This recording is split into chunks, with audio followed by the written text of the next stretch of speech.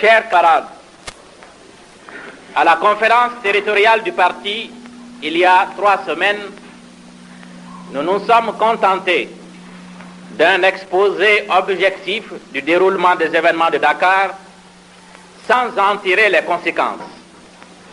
Nous avons par la suite pris un certain nombre de contacts qui ont projeté plus de lumière sur les origines plus ou moins lointaines des événements. C'est ainsi que j'ai répondu à l'appel du président de la République française, aux invitations du roi du Maroc et du président de la République du Ghana. D'autre part, des missions ont été envoyées à l'extérieur, USA, ONU, Allemagne fédérale, pays de l'Est, Afrique occidentale. Pour mieux suivre le sens de notre action politique pendant ces derniers mois, il est indispensable que nous examinions la situation créée en Afrique depuis le référendum du 28 septembre 1958. Le 28 septembre, les conditions politiques intérieures nous imposèrent un vote favorable à l'entrée dans la communauté. Et je crois qu'il est bon dans la circonstance de le rappeler à certains pour qu'on ne l'oublie pas. Nous avions d'abord 2 partis, l'Union soudanaise et le parti du regroupement soudanais. D'autre part, nous avions au-dessus du Niger cet immense Sahara que nous ne contrôlions pas et qu'il fallait à tout prix empêcher d'aller à la sécession. D'autre part, en outre, nous avons pensé et nous pensons encore que les chances de réalisation de l'unité africaine sont très aléatoires pour des États accédant à l'indépendance, car devenus souverains, ils affirment leur personnalité, tant sur le plan intérieur que sur le plan international. Aussi, avions-nous espéré que l'autonomie était pour les États africains la période la plus favorable de leur évolution pour la réalisation de leur unité. Évidemment, cela supposait de la part des dirigeants de ces États une indépendance totale à l'égard des puissances d'argent et surtout des autorités des anciennes métropoles. Par ailleurs, nous avons estimé et nous estimons encore que c'est dans l'unité que l'Afrique pourra résister à l'ensemble des forces impérialistes et renforcer le camp de la paix. À l'exclusion de la République arabe unie, dont on ne peut pas encore tirer toutes les conclusions sur le plan africain, mais qu'il faut néanmoins saluer comme une volonté de l'Afrique de réaliser son unité, et de la Fédération du Mali, dont l'existence fut précaire par la trahison des dirigeants sénégalais. Les États indépendants d'Afrique en sont encore à la recherche de formules une métropole qui, ayant perdu la domination politique, veulent asseoir une domination économique et culturelle. Certes, il faudra du temps et des efforts. Dans ce domaine, aucun pays ne peut nous donner à nous, Soudanais, des leçons de patience et de courage. De voir subjectivement le problème, ce qui empêche d'en saisir toutes les conséquences. Tout d'abord, la Fédération du Mali a permis au Sénégal d'aller à l'indépendance, parce que tout le monde sait que les dirigeants sénégalais, empêtrés dans leurs difficultés intérieures, isolés du reste de l'Afrique et pour cause, ne pouvaient pas seuls y conduire leur pays.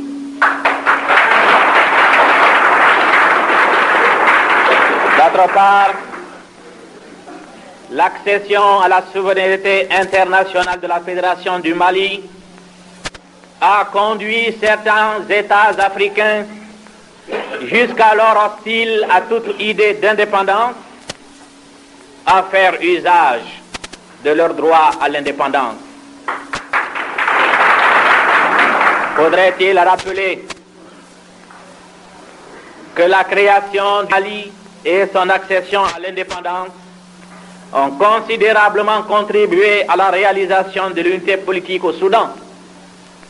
Nous avons pu ainsi nous assurer du contrôle politique et administratif de la République soudanaise jusqu'aux confins les plus reculés du Sahara. J'estime également que la sécession du Sénégal a été le ferment de la mobilisation générale des populations soudanaises. Elle permettra à la République soudanaise de réaliser pleinement ses objectifs politiques, économiques, sociaux et culturels sur la base d'un véritable socialisme et uniquement en fonction des intérêts des couches les plus défavorisées. La démonstration sera également faite aux dirigeants sénégalais que la République soudanaise était le principal marché des industries et entreprises sénégalaises. Que notre République n'était pas pauvre et que le Sénégal était riche de notre richesse. Nous entendons désormais garder nos richesses, même humaines, pour accélérer le développement économique de notre République. Les mesures prises, tant à l'intérieur de la République soudanaise qu'à l'extérieur, nous imposerons pour une certaine période des sacrifices qui sont, je le sais, déjà acceptés. Il faut prévoir un isolement possible du Soudan par la force des choses et par l'évolution des événements politiques. Il s'agit donc dès maintenant, face à cette éventualité, d'envisager les voies et moyens pour une économie socialiste planifiée.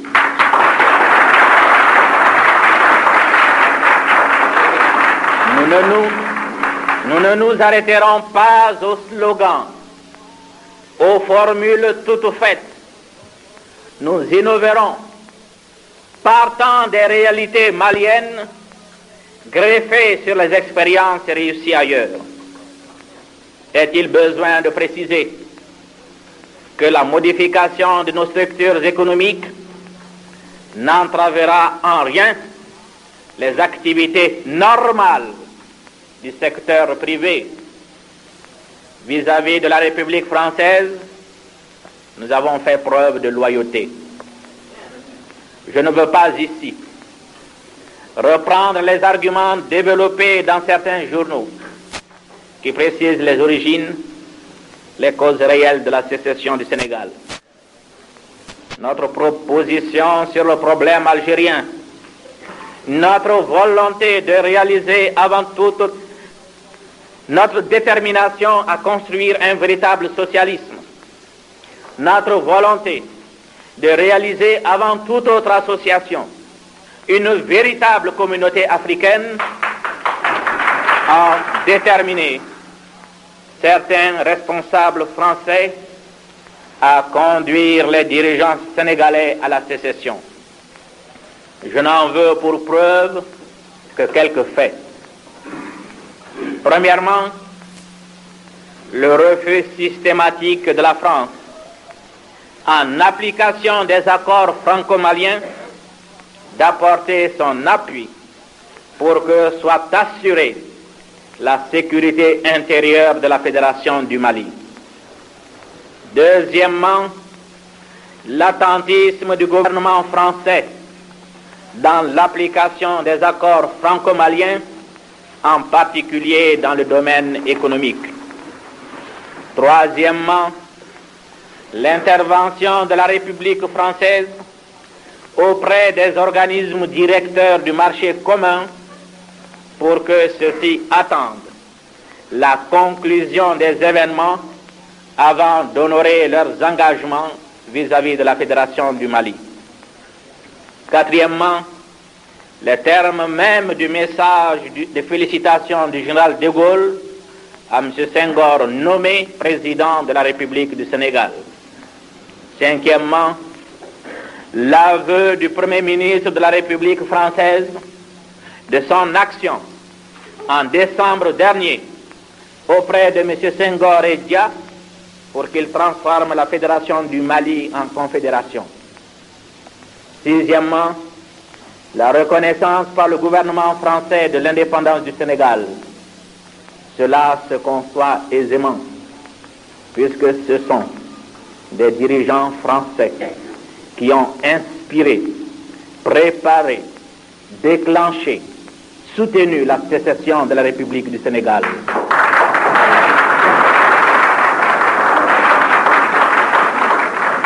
Septièmement, enfin, la demande d'ajournement par la France à l'ONU de l'admission de la Fédération du Mali.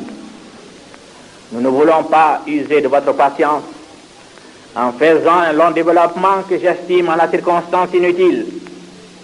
Il s'agit donc pour nous de prendre des décisions en fonction des seuls intérêts de la République soudanaise. Pour le succès de notre action en faveur de la Fédération, il est indispensable et urgent que la République soudanaise s'affirme sur le plan africain et sur le plan international.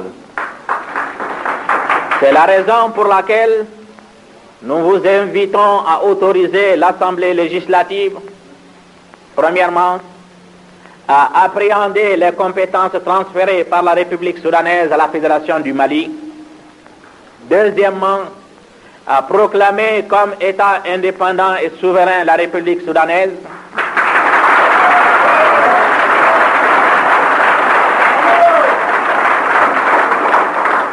Troisièmement, à proclamer que la République soudanaise s'appelle la République du Mali.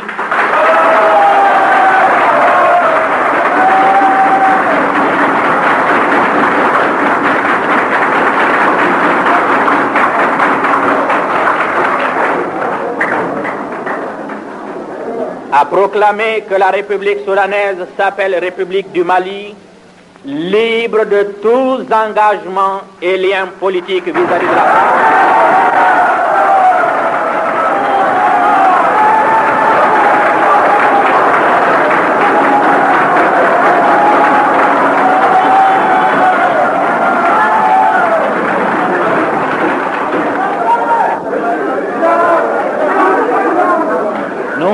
Nous vous invitons, troisièmement, à proclamer que la République soudanaise s'appelle République du Mali, libre de tous engagements et liens politiques vis-à-vis de la France,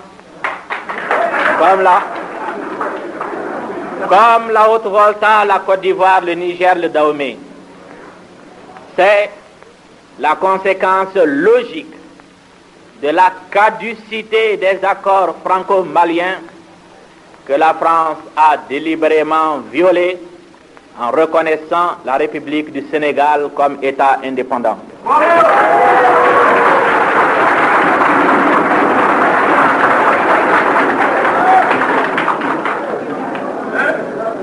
Notification de ces décisions sera faite au gouvernement français, à l'Organisation des Nations Unies et à tous les pays indépendants.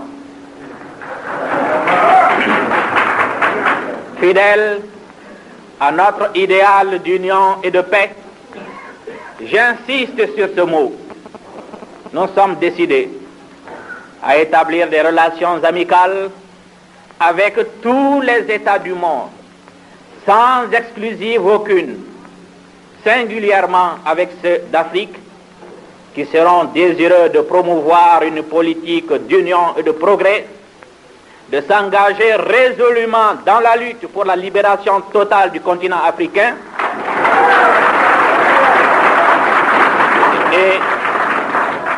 et l'établissement d'une paix durable entre tous les peuples. La République du Mali est née. Le Mali continue. Le mot Mali continuera à résonner comme un gong sur la conscience de tous ceux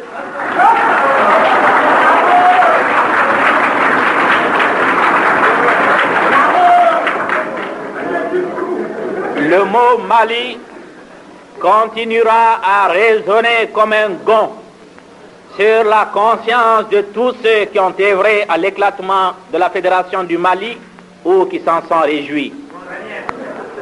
Nous restons mobilisés pour l'idée de la Fédération qui, malgré tout, demeure une semence virile de l'unité africaine. Nous avons perdu une partie, mais nous gagnerons la manche, Inch'Allah.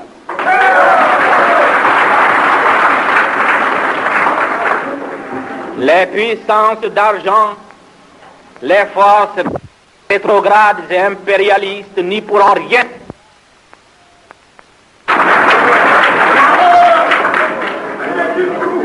Le mot Mali continuera à résonner comme un gong sur la conscience de tous ceux qui ont œuvré à l'éclatement de la Fédération du Mali ou qui s'en sont réjouis.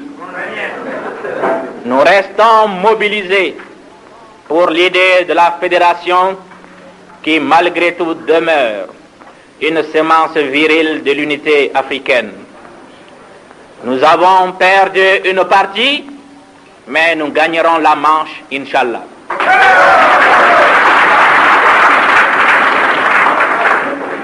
Les puissances d'argent, les forces rétrogrades et impérialistes n'y pourront rien. Camarades, la Fédération du Mali, en tant qu'entité territoriale, n'existe plus. Son support politique était le parti de la Fédération africaine dont le président est M. Senghor. La rupture entre la République soudanaise et la République du Sénégal, provoquée par des contradictions politiques fondamentales, met en cause l'existence et le fonctionnement du PFA. D'autre part, celui-ci était l'expression politique d'une idée à laquelle nous demeurons attachés, mais qui fut trahie dans des circonstances peu honorables par son président et l'Union progressiste sénégalaise. Le PFA ne peut donc pas survivre à l'éclatement de la Fédération du Mali. L'Union soudanaise RDA doit se libérer de toute attache avec cette formation politique, garder son autonomie jusqu'à ce que puissent s'affirmer des positions claires et nettes sur les problèmes politiques et économiques que les États africains ont à affronter au lendemain de leur indépendance. Plus de construction politique dans l'équivoque.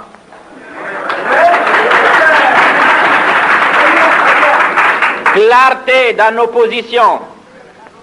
Clarté dans celles de nos partenaires éventuels. Voilà les conditions indispensables d'une dépendance quelconque de l'Union soudanaise RDA vis-à-vis de formations politiques africaines. L'Union soudanaise RDA, fidèle à son option fondamentale en faveur de la paix et l'unité africaine, est décidée dès maintenant à établir des relations de bonne volonté, d'amitié et de solidarité avec tous les partis politiques, mobilisés pour la paix, pour la libération du continent africain de toute domination étrangère et pour l'unité des peuples africains. Camarades, vous pouvez faire confiance au bureau politique, au comité directeur. Nous voulons ce que vous voulez. Il n'y a pas de temps à perdre. Toutes les Maliennes, et tous les Maliens doivent se considérer comme mobilisés pour la construction de la République du Mali.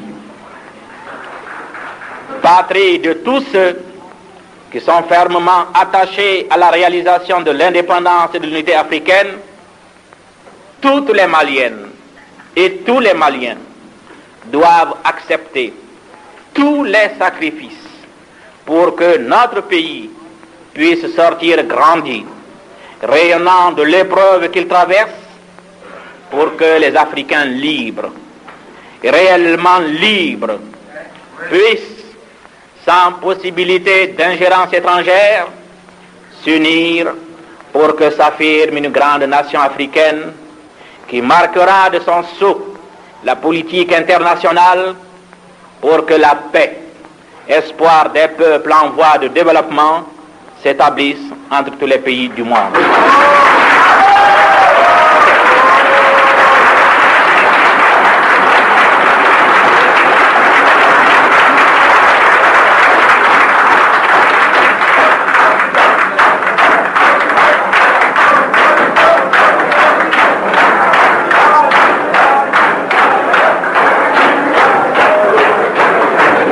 Voilà le président